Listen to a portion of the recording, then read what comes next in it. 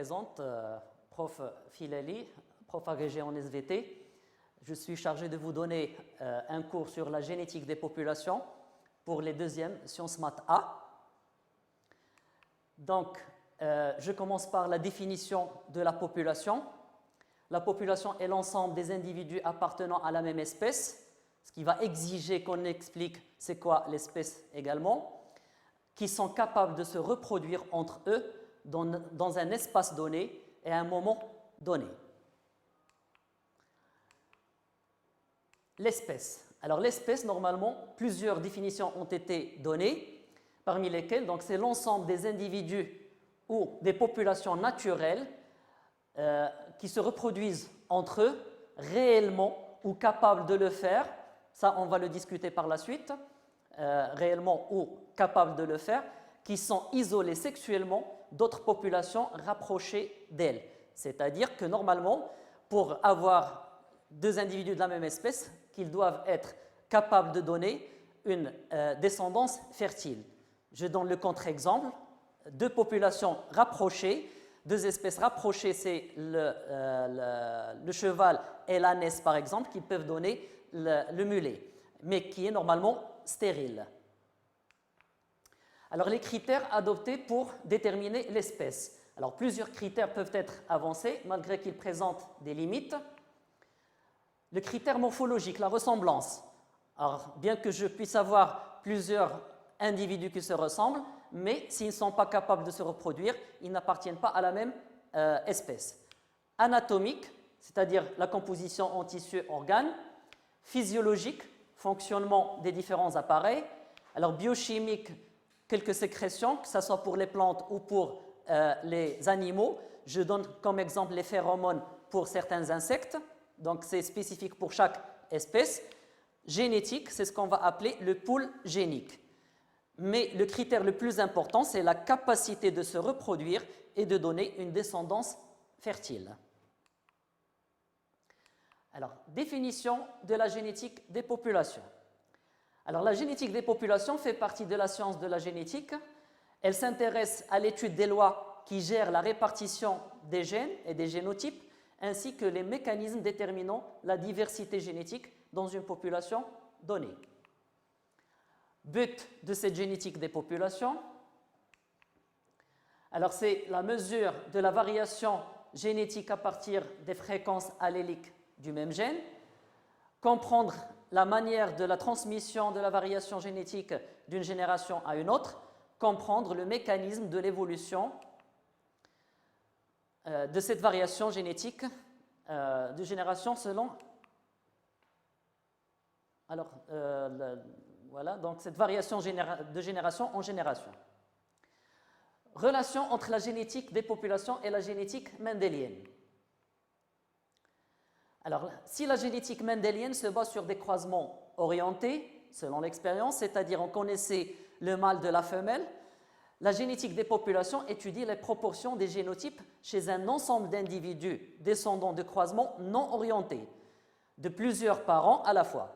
Donc, c'est l'application de la génétique mendélienne à l'échelle de la population.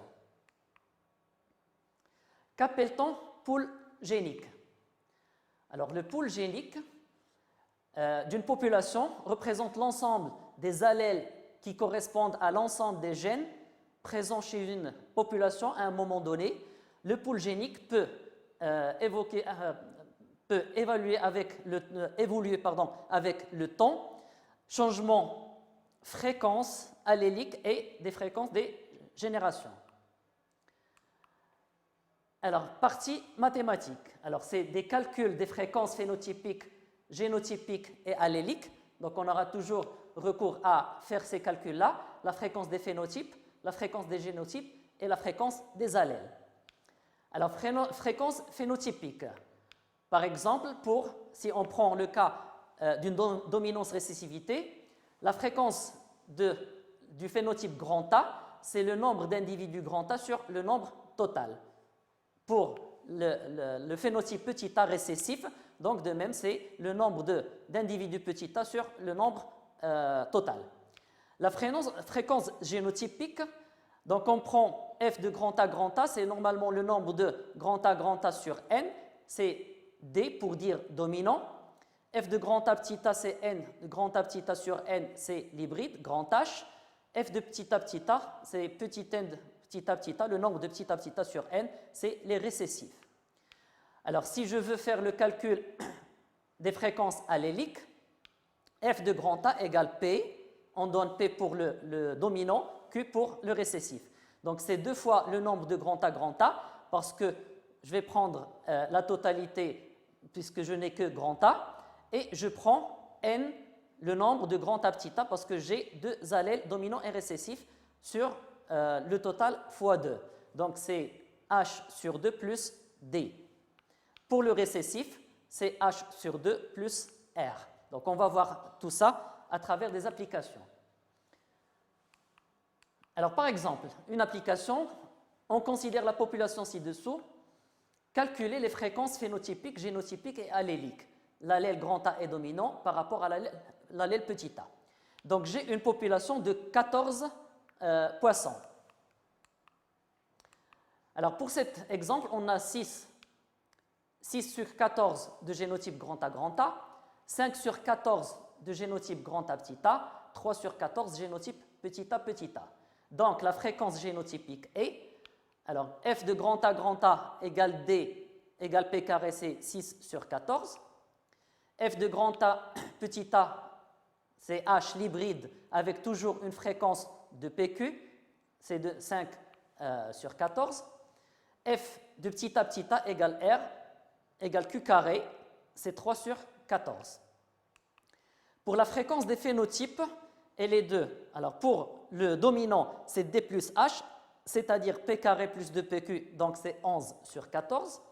Et F de petit a égale à R, c'est Q au carré, c'est 3 sur 14. Maintenant, pour la fréquence allélique de l'exemple précédent. Donc, je vais appliquer la loi suivante. Comme on a dit, c'est D plus n demi H pour le dominant. C'est P carré plus 2PQ. Et donc, ça me donne, puisque P plus Q égale à 1, donc ça va donner P. De même pour la fréquence de l'allèle petit a, comme on peut le calculer en utilisant simplement la relation. Alors, P plus Q égale à 1, donc Q égale 1 moins P. Alors, la population, normalement, elle est variable dans le temps et dans l'espace. Mais pour faire des calculs mathématiques, on doit avoir ce qu'on appelle une population théorique parfaite ou idéale, qui remplit certaines conditions. Alors, la difficulté de suivre la variation génétique d'une population à travers les générations est due à plusieurs facteurs qui changent les fréquences alléliques, parmi lesquels les mutations, les migrations, les différences de la durée de vie et la stérilité des individus, etc. Pour cela, on se base sur les caractéristiques génétiques pour une population théorique parfaite qui se distingue par. Alors voilà les caractéristiques ou les conditions pour notre population théorique idéale.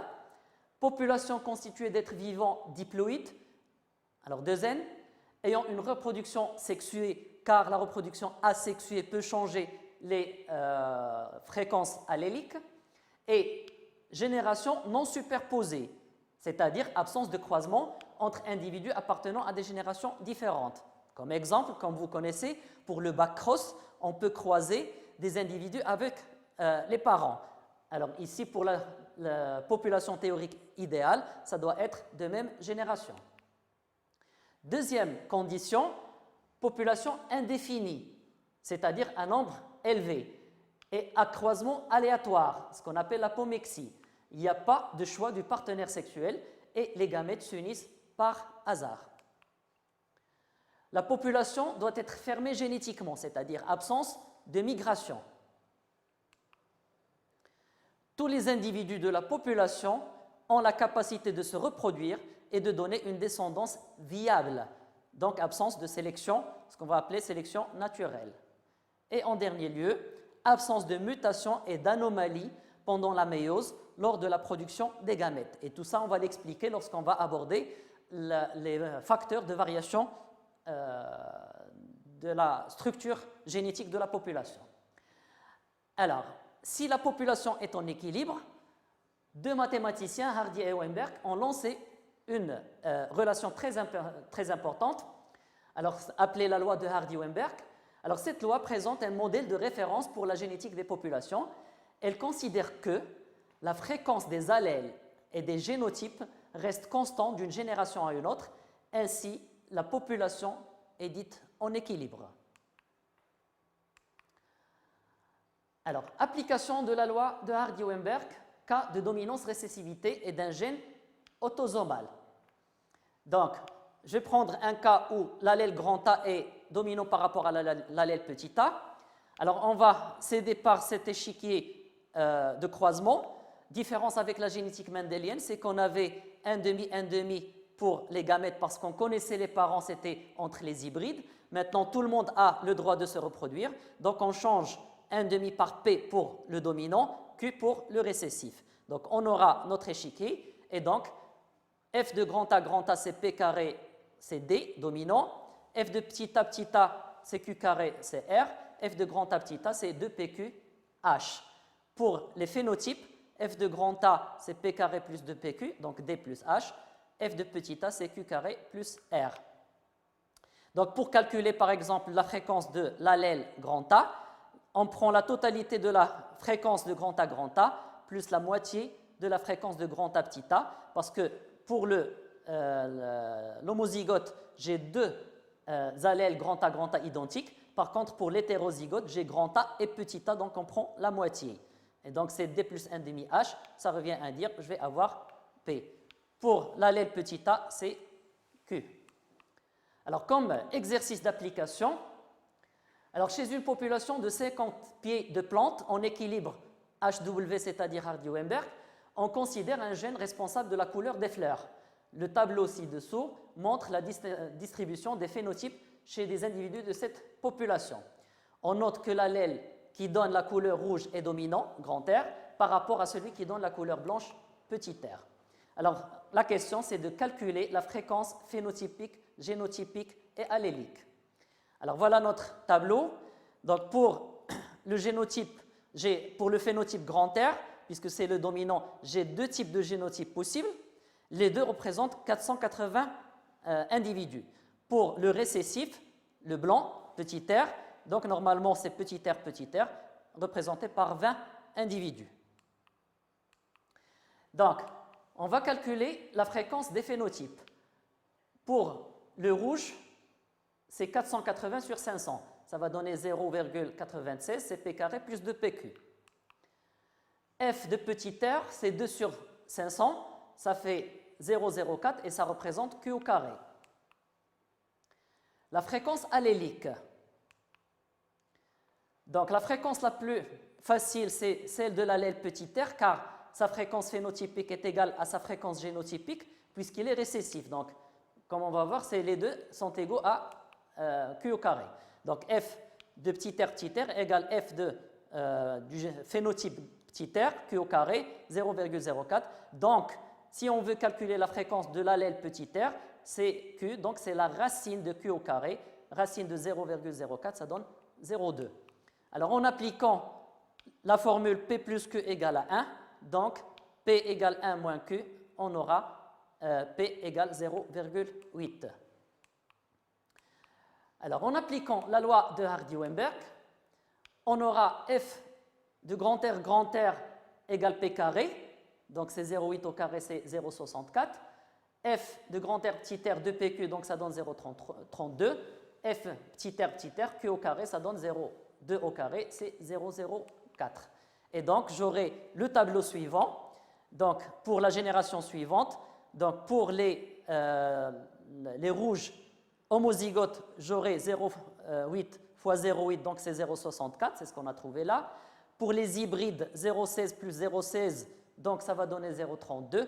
Et pour Q au carré, c'est 0,04. Et donc, on a conservé les fréquences alléliques. Mais pour le tester, on a un test de conformité, modèle de Hardy-Weinberg, c'est ce qu'on appelle le test Ki2.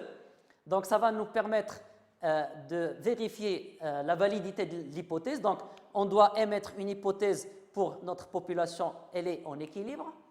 Par la suite, on va calculer les fréquences alléliques. On va calculer les effectifs théoriques des différents génotypes en utilisant la formule suivante. Donc l'effectif théorique, c'est la fréquence génotypique fois l'effectif total. Donc on va l'exécuter pour un exemple bien déterminé. On va calculer le qui de calculé en utilisant la formule suivante. Alors c'est la somme des effectifs observés moins les effectifs théoriques au carré sur l'effectif théorique. Par la suite, on va déterminer le qui de théorique en utilisant un tableau qu'on verra par la suite. Alors, on prend un risque alpha de 5%, c'est-à-dire 0,05 ici, et on va calculer le DDL qui normalement il est égal à le nombre de génotypes moins 1. Par la suite, on va calculer le qui de calculé avec le qui de théorique, et donc on aura deux hypothèses. Si le qui de calculé est inférieur au qui de théorique, donc on accepte l'hypothèse et la population est en équilibre. Si inversement, donc la population n'est pas en équilibre et on doit chercher pourquoi. Application, un cas de codominance. Maintenant, c'est un cas de codominance et d'un gène autosomal. Les mêmes formules vont être respectées, sauf que je note que la fréquence des génotypes est égale à la fréquence des phénotypes. Donc, si je vois bien pour le tableau, le A1, c'est aussi bien pour le génotype que le phénotype. A1, A2, génotype et phénotype, c'est 2 PQ. Et A2, A2, c'est le phénotype et génotype. Et donc, c'est les mêmes formules qui vont être utilisées. Rapidement, un exercice d'application. On considère une population de meufliers constituée de 400 individus répartis comme suit. 165 plantes à fleurs rouges, 190 plantes à fleurs roses, 45 plantes à fleurs blanches. Alors, première question, calculer les fréquences alléliques dans cette population. 2. En utilisant le test qui de montrer que la population en équilibre, on prendra alpha égale 0,05. La valeur de qui 2 au seuil de A égale 0, c'est pour 1 degré de liberté, c'est-à-dire DDL égale 1. Donc, ils nous ont donné, ça doit être le qui 2 théorique, 3,84. Alors, calculer les fréquences théoriques des génotypes de la génération suivante. Alors, la fréquence de l'allèle grand R, donc c'est la même formule qu'on a avancée avant, c'est F grand R plus 1 demi F grand R petit r sur le total. Donc, ça va donner 0,64, c'est P. Donc, en appliquant P plus Q égale à 1, on aura Q, d'accord, qui est égal à 0,35. Alors, pour faire le calcul de qui 2, on va s'aider par ce tableau. Donc, on a 165, les chiffres qu'ils nous ont donnés, c'est les chiffres, les effectifs observés. En appliquant cette loi, comme j'ai dit, c'est le N grand R qui est égal à P carré fois N. Donc, on calcule le nombre théorique, c'est 169. Et donc, on va faire ce calcul. Par la suite, on va faire la somme qui de calculer, ça doit être 0,771. Donc, voilà d'où on a pris la valeur. Donc, c'est l'intersection entre la DDL et alpha. Alors, toutes ces conditions nous ont donné comme quoi le qui de calculé est inférieur au qui de la seuil population étudiée et donc la population est en équilibre de Hardy-Weinberg. Alors, pour terminer l'exercice, on calcule le génotype de la génération suivante. Alors, puisque la population est en équilibre génétique, f de grand R est égal à P carré, donc on va faire le carré, ça va donner 0,422. Les hybrides toujours de PQ et donc ça donne 0,455. Et pour F grand B, les blancs, c'est Q au carré 0,122.